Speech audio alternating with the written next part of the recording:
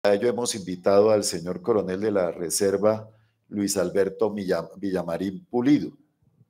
Él nos va a hablar sobre los efectos políticos geopolíticos de las operaciones militares y resolver o por lo menos plantear si este conflicto que se desarrolla ahora en la Franja de Gaza podrá llegar a constituirse en un conflicto regional. En primera medida mencionaba mi general León la posibilidad de analizar algunos aspectos geopolíticos, pero sucede que la geopolítica, la defensa nacional, la estrategia, la inteligencia estratégica, el manejo político interno de un Estado, siempre van de la mano. No pueden tomarse aisladamente ni tomarse en forma a la ligera. Entonces vemos este mapa, que es un titular que inclusive se lo tomamos, no este mapa, sino este dibujo, se lo tomamos a France 24, hacia dónde va la guerra. Y quisiéramos que nos quede como ese punto de reflexión a todos aquí. ¿Hacia dónde va esto? ¿Qué es lo que puede pasar?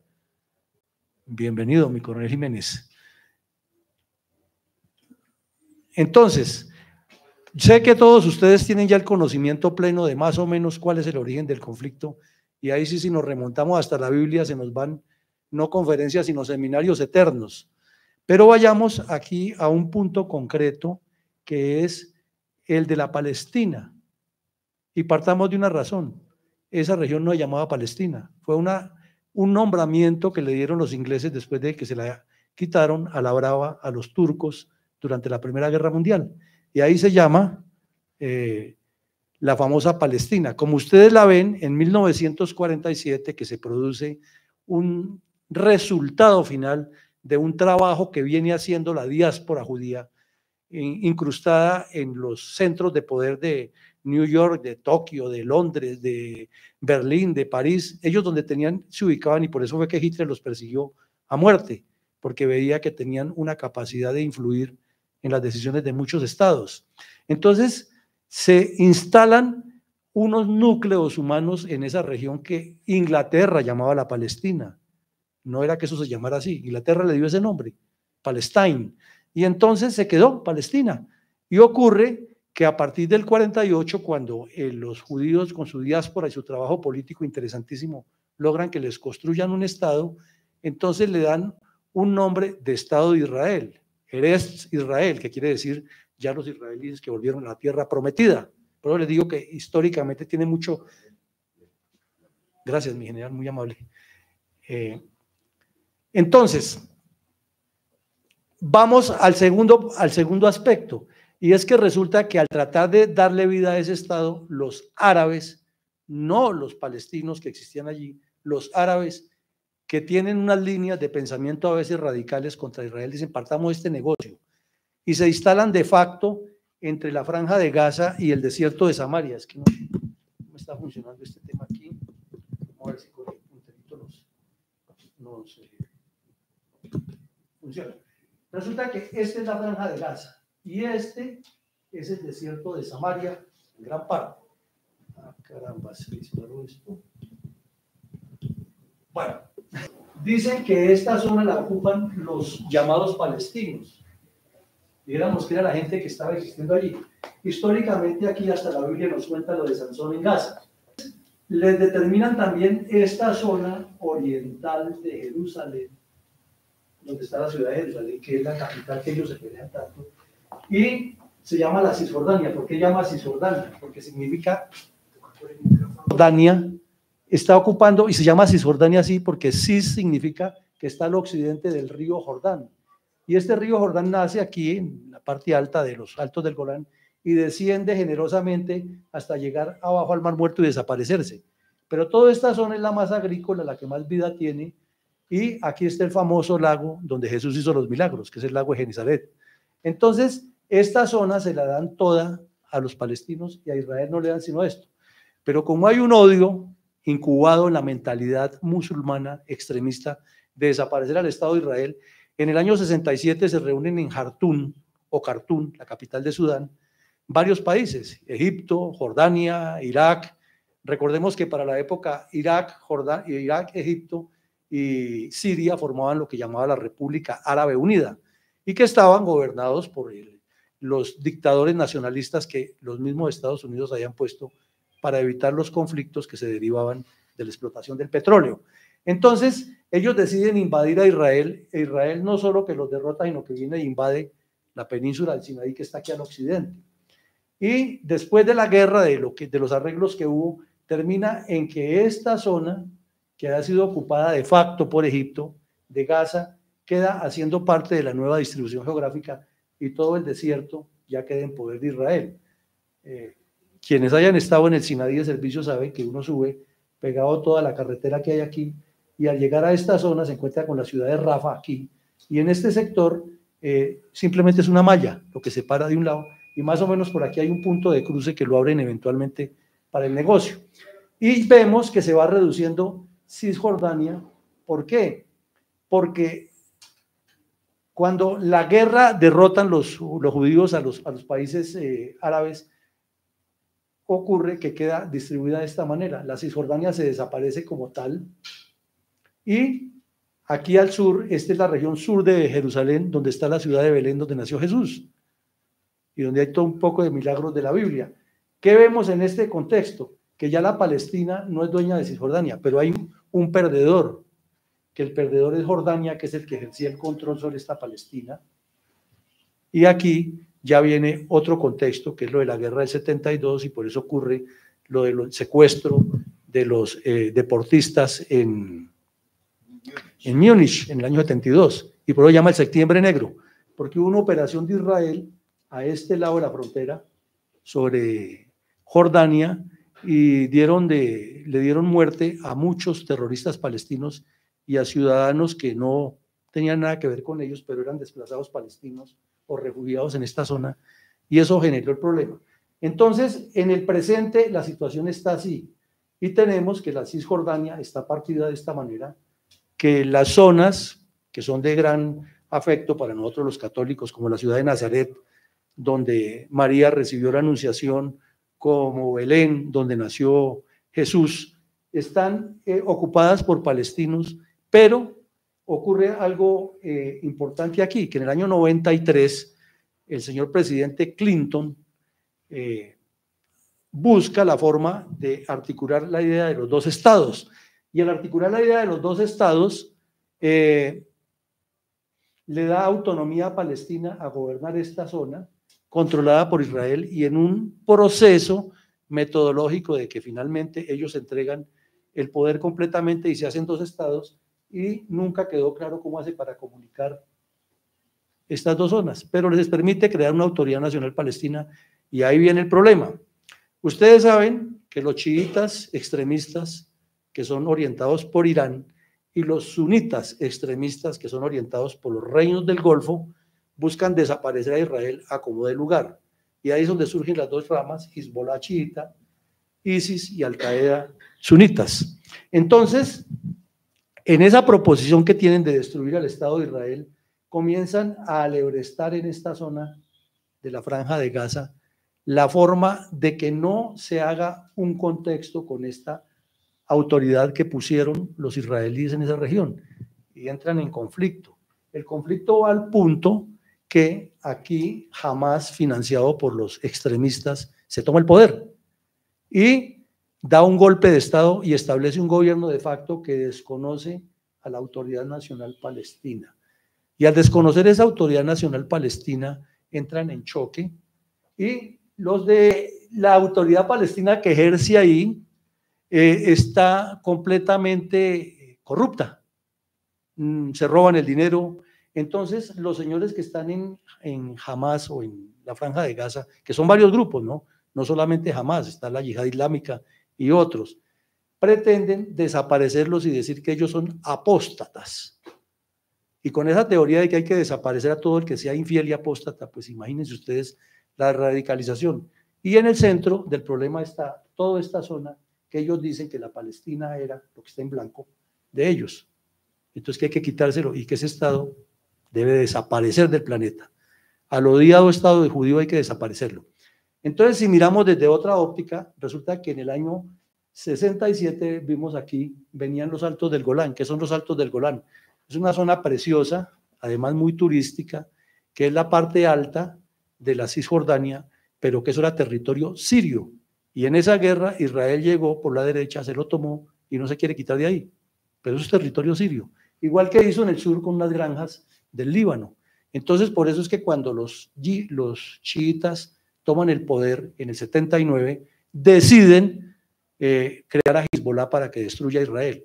Entonces, si ustedes le suman, Hezbollah está ocupando esta zona aquí, el límite, dijéramos, sur del Líbano y norte de Israel, un suroccidente de Siria que está aquí, y otra vez, se disparó sola, y eso que no la toqué. Nororiente de Israel y suroccidente de Siria, se forma ese emporio allí y Israel no puede ceder, y por eso le colocaron a Hezbollah con un solo objetivo: destruya al Estado de Israel. Sigamos.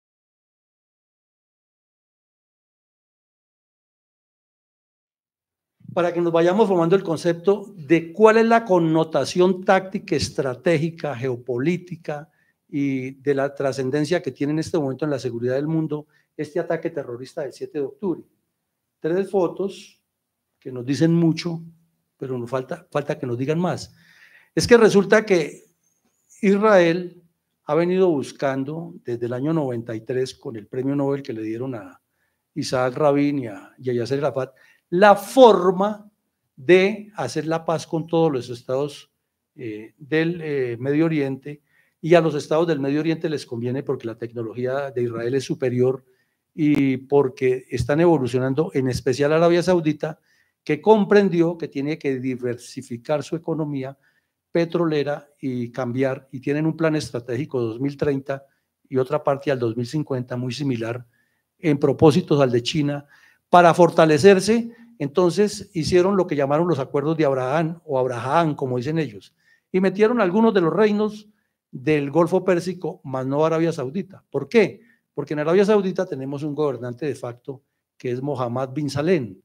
Él no es el gobernante, él es el hijo o él es el heredero al trono después de que murió el papá, que era el rey, y está de nombre nominalmente el hermano del papá, o sea, el tío, pero ya es muy señor, muy de edad, y no tiene la capacidad, y este señor Mohammed Salem es el que está gobernando de facto a Arabia Saudita, y él tiene la visión de abrirse al mundo. Entonces utilizó unos proxies que fueron a Qatar y otros países, otros reinos que iniciaran ese acercamiento, y se firmaron los acuerdos de Abraham, y por primera vez en medio de todo eso aterrizó un avión de El Al en el aeropuerto de Riyadh, en Arabia Saudita. Eso fue todo un acontecimiento, y por primera vez miles de turistas judíos pudieron ir a visitar algunos de los sitios sagrados que les permiten en Arabia Saudita y hacer turismo. Eso no se ha podido nunca.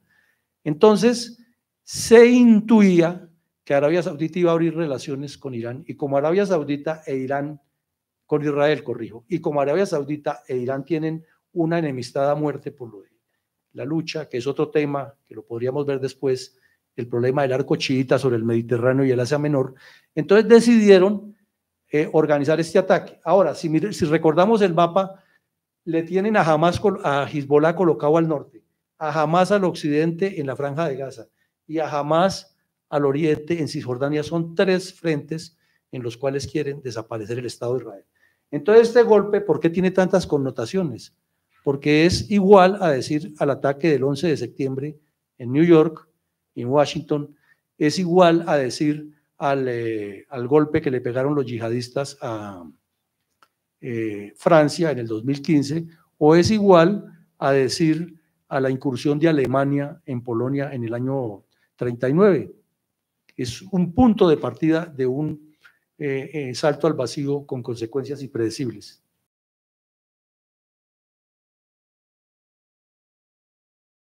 Ahora miremos esta lista. Ustedes son expertos todos en ciencias militares, no tengo por qué profundizarles tanto. Miremos esta lista de algunos de los principios de la guerra que a nuestro juicio nos parece que han sido los más dicientes. Y comencemos por el ataque armado que le hace Hamas a Israel el 7 de octubre, que ya sabemos cuál es el objetivo estratégico: destruir una unidad de Arabia Saudita con Israel, porque eso significaría el final de Irán como la potencia que quiere ser en el mundo musulmán. Entonces miremos que ahí hay el objetivo, masa, unidad de mando, maniobra y sorpresa de algunos. Antes eran 9, ahora ya dice que son 13. Igual, hay ejércitos que dicen que son 7, que son 5. Tomemos estos de los que conocemos nosotros.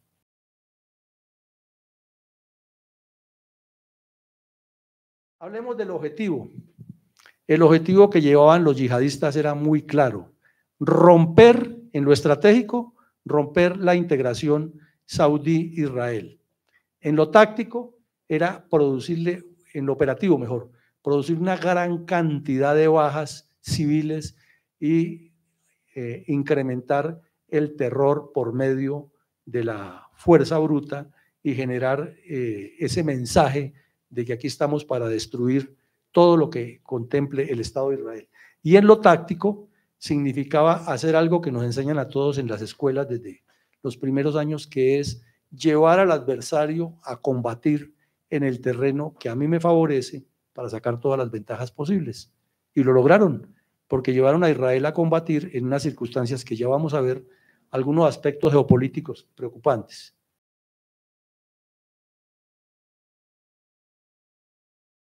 La masa.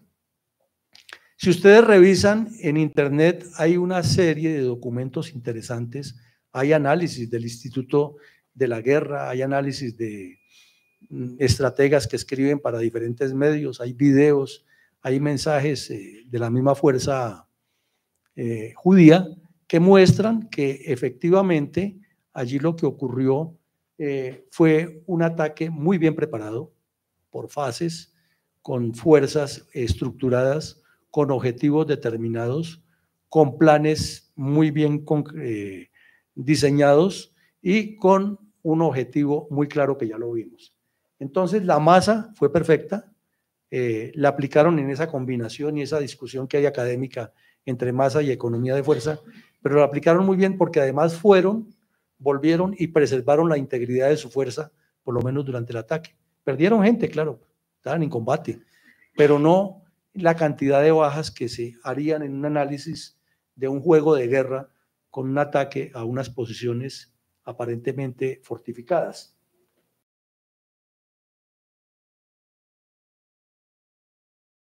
Ahora, la unidad de mando total. Allí participó gente de la Yihad Islámica, participaron gente de Al-Qaeda, de ISIS, de talibanes.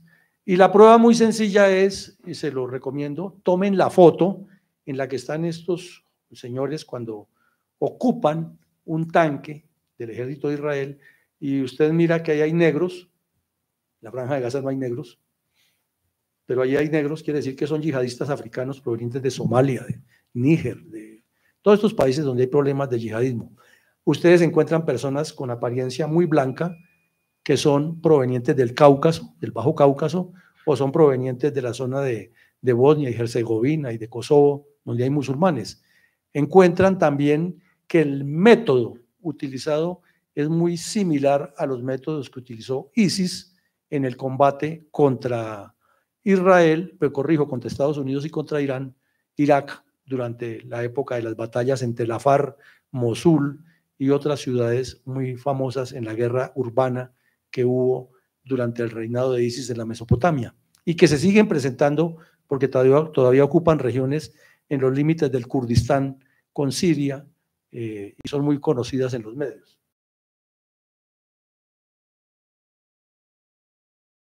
Ahora miremos aquí la maniobra.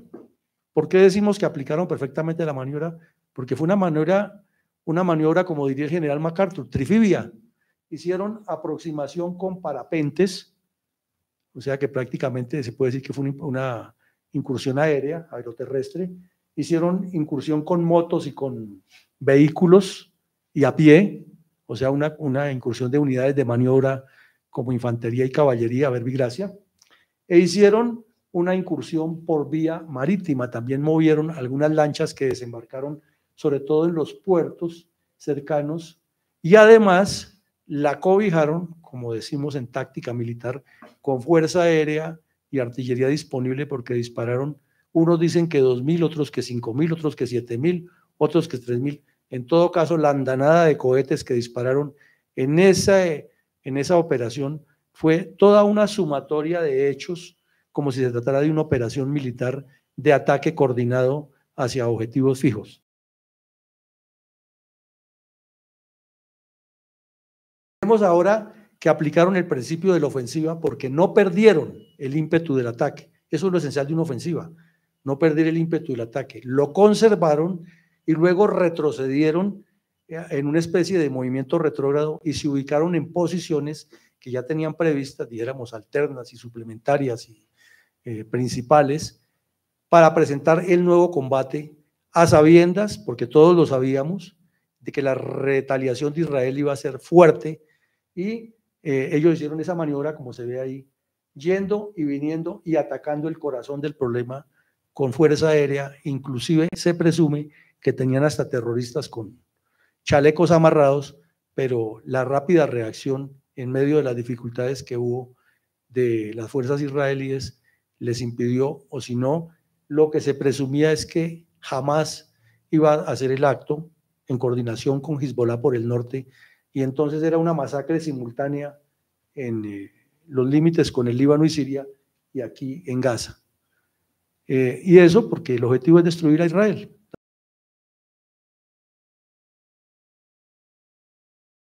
Ahora miremos la sorpresa. Quizás es el principio que mejor aplicaron.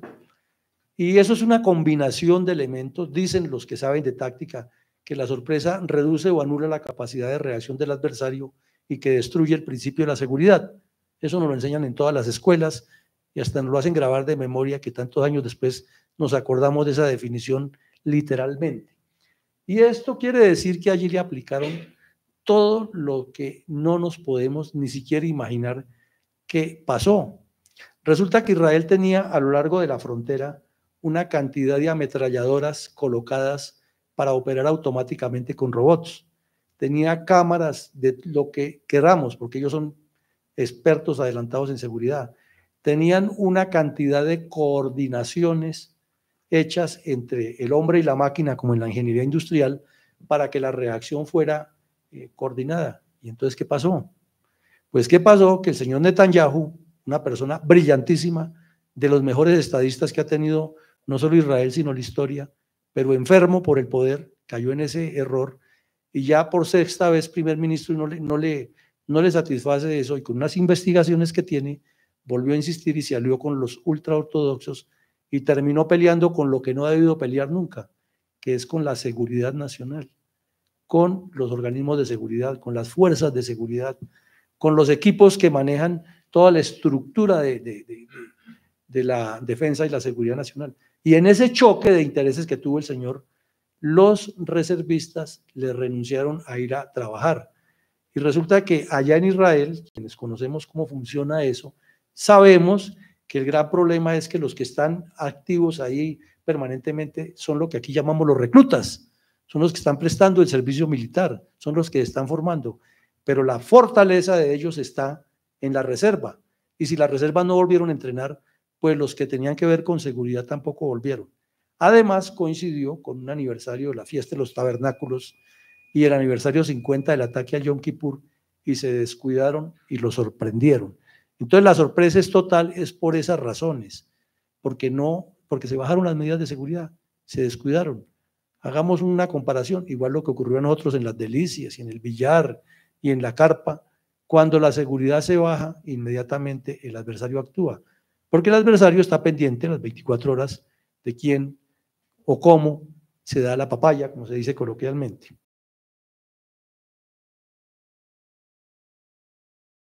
Ahora miremos los principios de la guerra, algunos que desde nuestra óptica se han aplicado con mayor incidencia. No es que se hayan aplicado los otros mal o bien, sino para resaltarlo aquí. Entonces tomamos 4: masa, unidad de mando, maniobra y ofensiva. Miremos en la masa. No es sino ver las noticias. Vemos esta cantidad de tanques, movilizaron 360,000 reservistas y casi todos para la Franja de Gaza, otros obviamente para el problema con Hezbollah en el norte, pero esa cantidad de personas disponible para reaccionar indica que hay una masa grande, además con recursos, ¿no? Porque los tienen los tanques, tienen la capacidad de sacar todas las reservas de municiones, tienen la capacidad de sacar la reserva de armas, los equipos, el mantenimiento, los abastecedores, el combustible que tienen, todo lo activaron, o sea, hicieron una movilización nacional en forma masiva.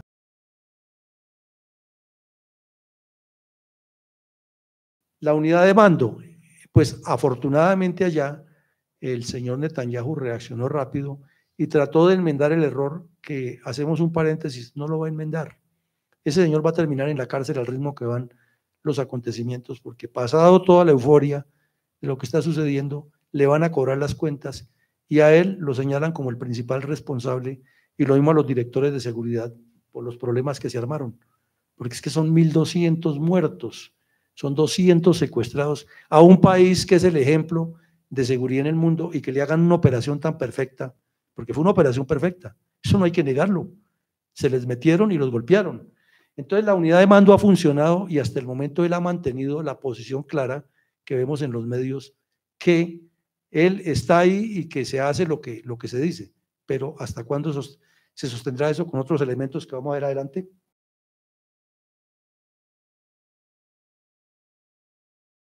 Ahora la maniobra, pues la maniobra esencialmente la han partido en dos, una con ese aterrador, atronador efecto que está causando el bombardeo de artillería y el aéreo sobre los túneles, sobre los sitios donde hay túneles y donde hay infraestructura, que es demoledor.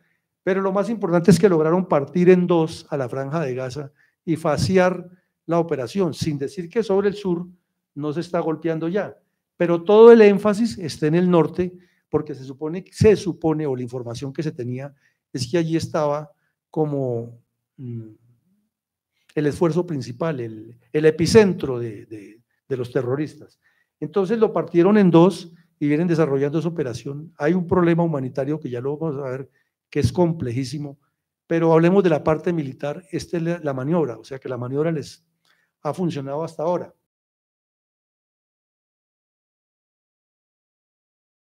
Ahora miremos de la ofensiva. Eso sí ha sido de attrition, como dicen los gringos, depredadora, demoledora.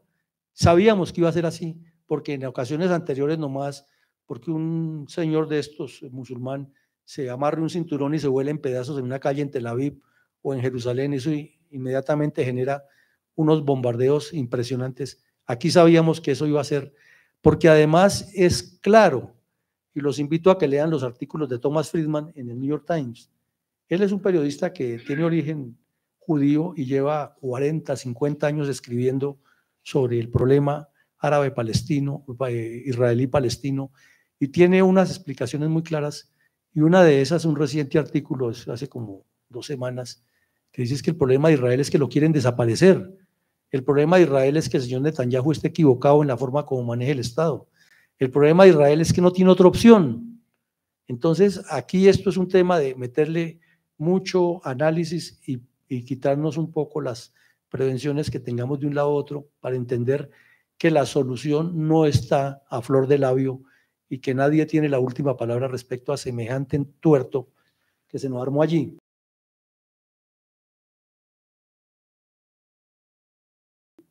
Ahora, ustedes dirán, bueno, ¿y por qué no nombro objetivo? Ya vamos a ver adelante por qué no nombro objetivo o nombrémoslo ya. Es que resulta que Israel tiene un gran propósito, destruir a Hamás. Otro propósito, rescatar los secuestrados. Pero nosotros que fuimos formados en esa esencia de la táctica militar y del procedimiento de comando, ¿cuál es el objetivo de Israel? ¿Ocupar a Gaza? ¿Gobernarla? ¿Sacar los terroristas de ahí? Acabarlos a todos es una utopía. Los palestinos están regados por el mundo y en todas partes tienen células. Entonces jamás van a acabar ese ejercicio. Yo le pediría que al final hacemos las intervenciones. Bueno, entonces miremos ahora la situación actual, lo que tenemos hoy, 23 de noviembre. Tenemos 3 teatros de operaciones, que son el de Gaza, el de Cisjordania y arriba los límites con el Líbano. Vamos a ver brevemente cada uno de ellos.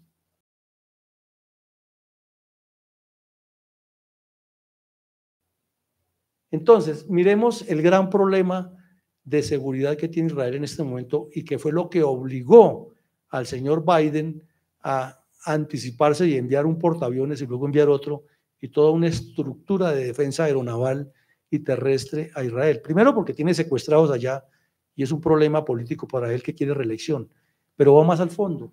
Es que miren ustedes la cantidad de cohetes que tiene Hezbollah suministrados por Irán.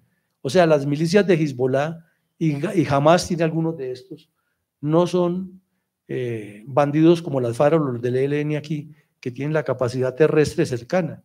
Es que con esto, mire, tienen desde misiles Katyusha de 12 a 40 kilómetros hasta misiles Scud de 750 kilómetros. Quiere decir que desde donde están los hutíes en Yemen, que es una distancia bastante larga, atravesando todo el Golfo Pérsico, el Golfo de Aqaba y lo que está allá al occidente de la península arábiga, hasta Jerusalén, cualquier cohete de estos puede llegar. Y que Hezbollah, que está a menos distancia, porque está a 200 kilómetros al norte, 300 kilómetros al norte, puede atacar hasta el kibutz de Yotbatá, que es el más sureño, el más meridional de Israel, en los límites con Jordania y con Egipto. Entonces, el tema es muy complicado y ustedes ven ahí que no solo los 3 teatros de operaciones están afectados con incursiones terrestres de comandos, sino que esta fortaleza que tienen estas milicias financiadas por Irán es total. ¿De dónde surge todo esto? Resulta que cuando suben los ayatolas en el 79, dicen hay que desaparecer a Israel. Y el proyecto nuclear que desarrolla en este momento Irán, apoyado por Rusia y China, no tiene ni un solo objetivo, desaparecer a Israel. Y ese es el sueño de ellos, porque el odiado enemigo sionista es la perdición de la raza musulmana, etcétera, etcétera, etcétera. Y ustedes imaginan los viernes a estos imanes, a los, dijéramos, en nuestro medio sacerdotes, dando esos discursos tan fuertes en esas mezquitas, incendiando esas mentes de esas personas que hay que apoyar a Palestina porque Israel los está desapareciendo. Y con todas esas imágenes que hemos visto en los medios, pues tienen unos elementos fuertes. Entonces, aquí hay armas, hay religión, hay geopolítica y hay odio, que es lo peor.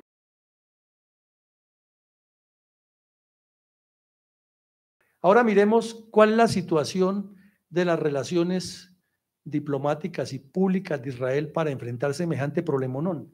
Es que los colores no lo dicen. Buenas, que están en un gris ahí, son con Egipto, pero son buenas porque hay una fuerza multinacional de paz que les metió a Estados Unidos ahí de por medio en el acuerdo de Camp David, el señor Carter, con Menachem Begin y con el señor Sadat en el año 79 y 80. Y de ahí para adelante, pues, han mantenido una presencia de la cual hemos hecho parte con el Batallón Colombia y hemos tratado todo el mundo de que no se maten y han venido acercándose, pero eso no es que esté resuelto, porque está el odio a Israel. Ahora, el fenómeno que hay allí en Egipto es que cuando los wahabistas, que nacieron en Arabia Saudita, crearon las primeras escuelas coránicas extremistas sunitas, se instalaron en Egipto, en el Cairo, y ellos fueron los que impulsaron el reclamo del Canal del Suez, fueron los que asesinaron a Anwar el-Sadat y son los que promueven la yihad islámica y son los jefes directos de ese grupo yihad islámica que vimos allá en la Franja de Gaza. Entonces, el juego que ha hecho Egipto aquí tampoco es que sea muy claro, porque todo pasa por Rafah o Rafiaq o Rafa, ahí en el límite, en la frontera, y ahí tenemos la presencia de Egipto, y se sobreentiende que todo este material ha entrado por Egipto, porque sería imposible creer que ha entrado por el propio territorio israelí, donde hay tanta seguridad. Ha entrado por el mar, y por el mar pasa por Egipto. Problema complejísimo. Entonces se dice que las relaciones son buenas, pero no tan buenas. Con Jordania, que lo vemos al oriente de Egipto, hay buenas relaciones en el sentido de que el rey jordano se ha comprometido a ayudar a la seguridad de Israel, pero no están aseguradas porque resulta que dentro de los círculos que rodean a la monarquía jordana hay gente que ha pertenecido a Al Qaeda. Es más, el que fundó ISIS fue un jordano, Al-Kawasiri, algo así el nombre de él. Él fue el que fundó a ISIS. Y luego apareció otro, y ya van como el cuarto que matan, y de los 2 últimos que han matado también eran jordanos. Entonces no es tan sencillo pensar que Jordania está cerca de Israel, lo saben ellos. Además porque es que es un límite muy, muy frágil, es el río Jordán ahí y permanentemente Israel vive dando de baja terroristas ahí en ese sector entre Cisjordania y Jordania. Ahora, dice también que hay unas relaciones equidistantes y las pone con Turquía y con Arabia Saudita. Sí, van en lo que decimos, pero Turquía, recordemos que tenemos allá de presidente a otro Putin, que es un tipo impredecible, que juega con la Unión Europea, que juega con la OTAN, que juega con Rusia, que juega con Estados Unidos y siempre utiliza la amenaza de la fuerza y habla de derechos humanos y es un personaje con unos antecedentes tenaces, me refiero al señor Tayyip Erdogan. Y tiene relaciones malas con este tema que les decía que es fundamental estudiar lo que es el arco chiita, que es lo que compone Irán, Irak, Siria, Líbano, porque allí está la mayoría de musulmanes chiitas. Claro que hay en Bahrein, hay en Qatar, hay en Yemen, pero fundamentalmente estos, porque ustedes ven que arriba está el Asia Menor, está el Cáucaso, está hacia el occidente el Atlántico y sobre todo que está Europa occidental, que es donde está la riqueza y lo que ellos han querido llamar siempre Eurabia. Entonces, el tema aquí es bien interesante, bien complejo, y no es de mirarlo simplemente que están matando israelíes con palestinos.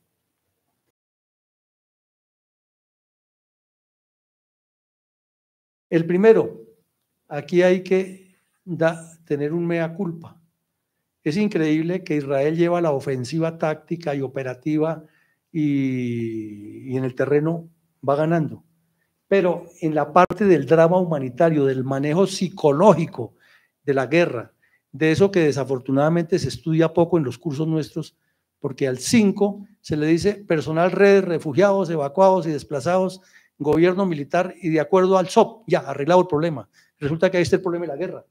Entonces, jamás tiene la iniciativa estratégica. Ustedes dirán, pero usted está desfasado. No, no está desfasado. En la parte psicológica, del manejo de los efectos psicológicos de la guerra, jamás la tiene, porque es que cada vez que los medios nos muestran a un niño sangrando, a una señora que lleva en brazos a un bebé, como nos presentaron hace poquito un video de un bebé con la carita partida por efecto de una explosión de una bomba de esas.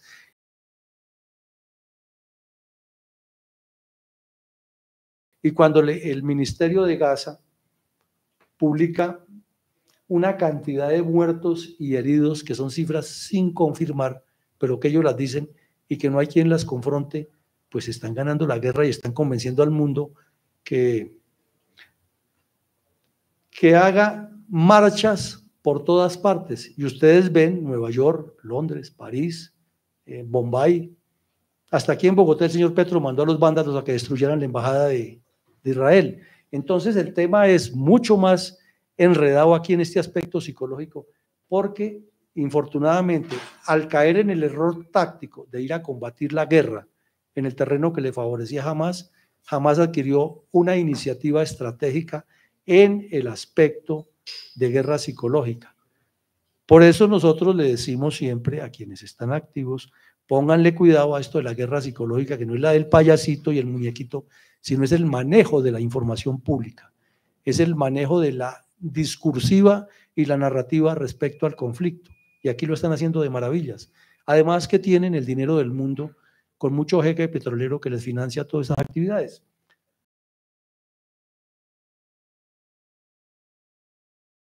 En todo lo que se maneja allí es una tendencia anti-Estados Unidos, anti-Israel, porque son los dos satanes. Entonces, por eso decíamos que al señor Biden le tocó hacer algo que para muchos es impopular, muchos es criticado, pero no tenía otro camino. Y eso o le puede costar la reelección o puede significarle la reelección con todo lo que está pasando y de acuerdo a cómo lo observemos y analizamos. Entonces, en síntesis de esto, es que los aspectos militares son fundamentales, pero no se puede convertir una victoria militar en una derrota política. E infortunadamente Israel, que es experto en eso, cayó en esta trampa porque además no les quedaba otra opción. O sea, les pasó el famoso cuento. Si decían que no, perdían, y si decían que sí, también perdían. Entonces fue una jugada muy bien pensada, en la cual ya está demostrado que participó la inteligencia rusa, la inteligencia china, la inteligencia iraní, y que Irán financió plenamente todo ese golpe. Ahora, ustedes y yo sabemos que para planear ese golpe hay que hacer ejercicios de preparación, hay que tener maquetas, hay que tener planes o ensayos, hay que hacer coordinaciones de cruces de líneas, y eso no se hace de la noche a la mañana. Y era muy difícil que lo hicieran en la Franja de Gaza. Entonces o lo hicieron en el Líbano, que también está muy controlado por los satélites, o en Egipto. Que el gobierno egipcio esté en contra de ellos, claro que lo está. El general Sisi es enemigo de los islamistas, pero es que hay mucho islamista que es amigo de los islamistas de Hamás, y que hay dinero a borbotones, que hay actividades ilícitas como el narcotráfico, que hay actividades ilícitas como el tráfico de seres humanos que están financiando todo eso. Entonces, por eso hay que ver que esto puede desencadenar en algo mayor.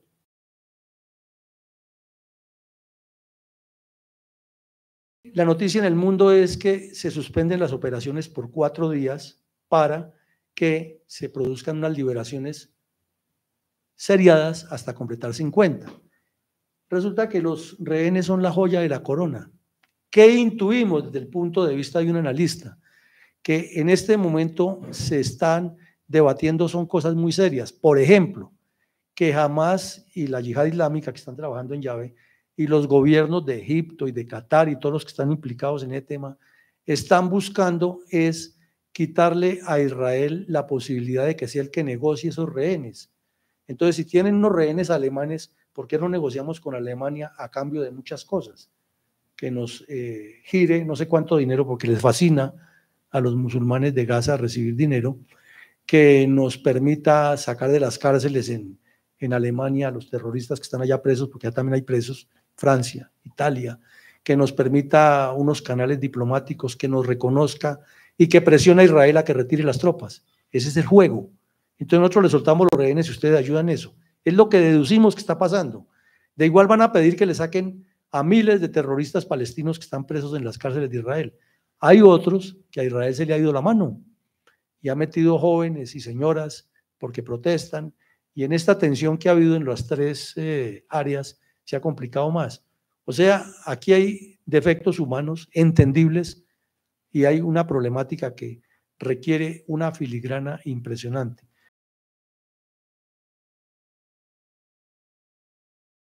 Hay una cantidad de intereses geopolíticos que ya los vimos, que hacen que esta guerra sea más compleja, que no nos dan una luz tan sencilla ni tan clara, porque son muchos túneles, igual que los túneles que hay en Gaza.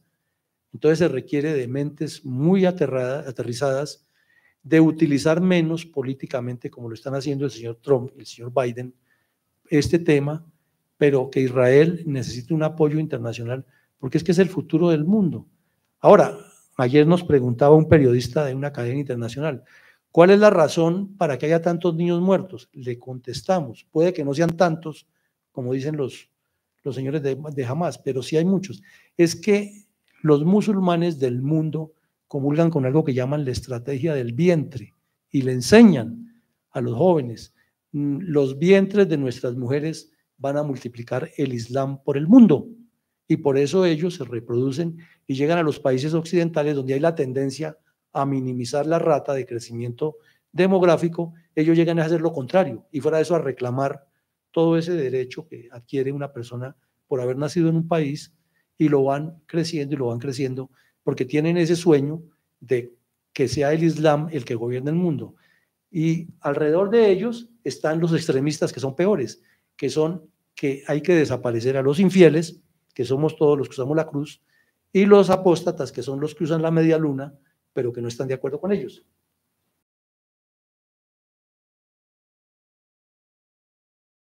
Entendamos que la negociación que se hace, como lo dijo Netanyahu ayer en su discurso, es un paso más de la guerra. No se negocia para terminar la guerra en este momento, se negocia para sacar ventajas. Entonces lo tuvieron que haber valorado mucho en ese comité de crisis, ese gabinete de guerra. Ayer tuvieron que haber analizado mucho, es cuáles son los pasos para quedar, cómo hacer para que estos terroristas no se reestructuren como ellos están pensando en estos 4 días, cómo evitarles que en esa gran cantidad de abastecimientos que están ahí atascados en Rafah, entre armas, entre más apoyo, cómo evitar que los países musulmanes que quieren acabar con Israel utilicen eso de manera habilidosa, y aquí nos metemos en un pantano, mejor dicho.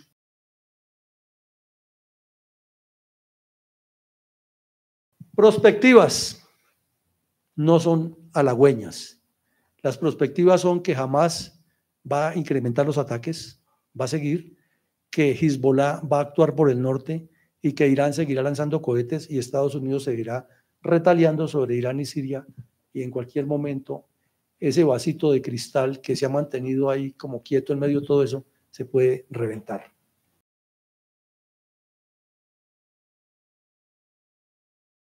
Algunas enseñanzas muy breves de orden militar. Una guerra urbana de túneles. El mundo entero está necesitando que sus ejércitos aprendan de esta guerra. Se lo hemos recomendado ya al mando. Denle la vuelta a los manuales y pónganle cuidado a esto, porque cada vez son más, la misma guerra de Ucrania nos lo está mostrando, muchos combates en áreas urbanas, y los túneles son fundamentales. De esto de los túneles podríamos hablar horas aquí, de todo lo que se ha descubierto y de lo que ha funcionado, pero no es el propósito.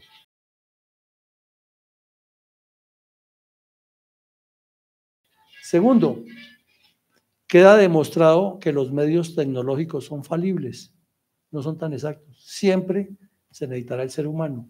Se habla hoy en día de que la inteligencia artificial nos puede reemplazar, que la robótica, pero aquí en este hecho quedó demostrado que por confiados en un montón de ametralladoras y de campos de seguridad no pudieron.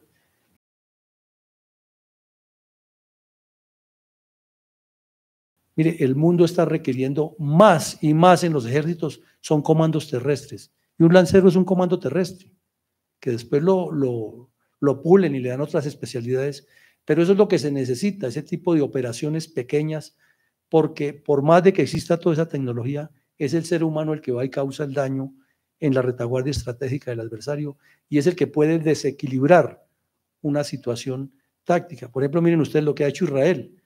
Había un científico que estaba dirigiendo el proyecto nuclear de Irán. Entonces todos pensaban que vaya Israel y bombardee y destruya la planta nuclear. Israel dijo, no, ¿para qué vamos a destruir la planta nuclear? Matémosle a los científicos que hacen eso. Y se metieron en una red del Mossad a Irán, y a punta de pistola eliminaron a varios sobre los vehículos en las vías al estilo Pablo Escobar, con pistoleo. Y a otro le montaron una trampa en una curva de una carretera con una ametralladora que le hicieron 1000 ensayos del tiempo, el disparo, y cuando el señor venía con la esposa en el carro manejando, estaba apuntada exclusivamente a él y lo mataron, y perdió un gran avance que llevaba Irán en su proyecto nuclear. Eso nos demuestra que los comandos son fundamentales. Lo que hizo Hamas ese día es una operación de comandos. Sí, movieron mucha masa, eso es cierto, pero el ataque principal, los objetivos principales eran de comandos.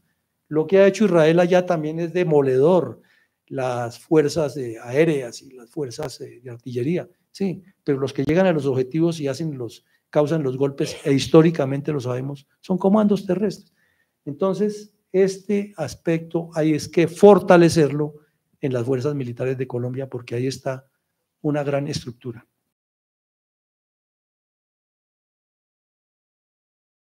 Es importantísimo de maniobra de unidades combinadas en ambientes urbanos. Ya lo mencionamos, lo entendemos, los túneles, los francotiradores, las personas que se amarran los cinturones bomba, las trampas explosivas, los ardides, la canalización por unas calles, colocándole escombros al lado y lado para meterlos en emboscadas. Todo eso es práctico.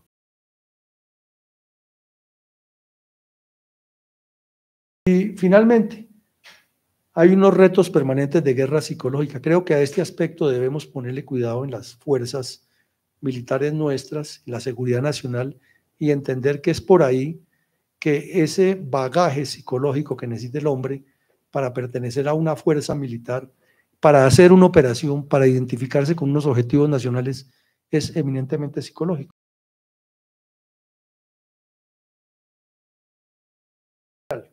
Entonces, la primera reflexión: La guerra es un efecto de la política. Y en un país como Colombia, donde no hay ni partidos políticos serios, ni política de Estado, imagínense ustedes para poder manejar una guerra. Por eso nos está pasando lo que nos pasa.